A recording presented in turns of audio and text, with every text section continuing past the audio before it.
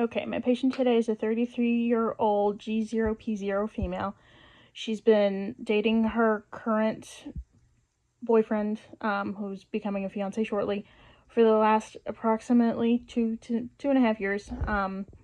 They've been relying on the withdrawal method, which she would like to no longer rely on. All right, so the least effective methods, as you've lit upon, is the withdrawal method. Other methods that are considered least effective are barriers, spermicides, and then calendar planning. Barrier methods rely on using them every time to be effective. Spermicides, same idea. You need to have it every time to be effective. And also spermicides can be local irritating as well. Calendar planning requires a lot of work and knowing your cycle really well. Patient states that she feels like she doesn't have this much regularity in her cycle, so it wouldn't be a good fit. Also worth noting, the only method that really truly of the contraceptives that covers STI prevention are condoms or barrier methods like female condoms. However, patient feels that she is monogamous with her significant other and these aren't necessary. All right, so the next thing we're going to talk about are the middling sort of effectiveness methods. These are all primarily hormonal. They involve the injection, which is most commonly known as Depo-Provera. It has to be given in the muscle every 3 months. You can run into issues with timing on this, making sure that you get it on time every 3 months. Also, this one's been associated with weight gain. Pill, so like oral contraceptive pills, these rely heavily on taking it every day at the same time.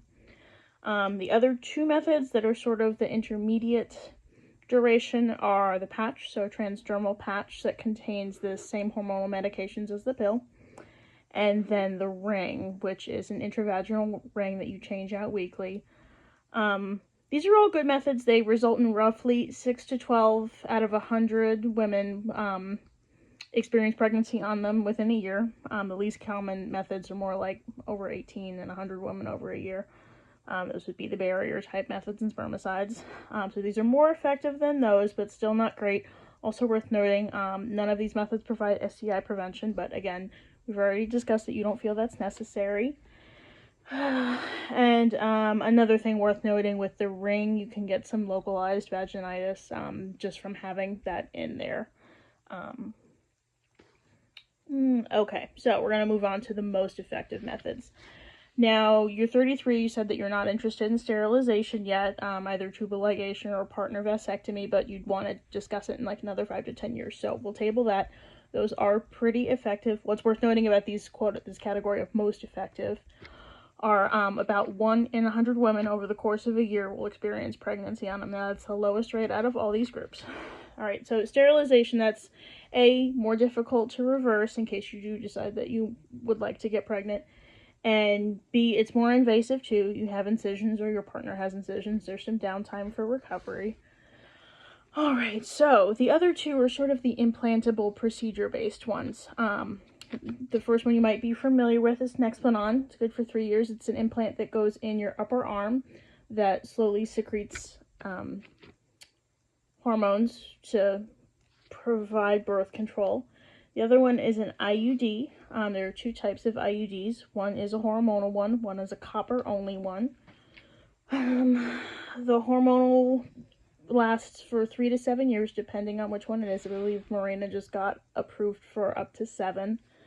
The copper one, which is Paragard, just recently got approved for up to 10 years.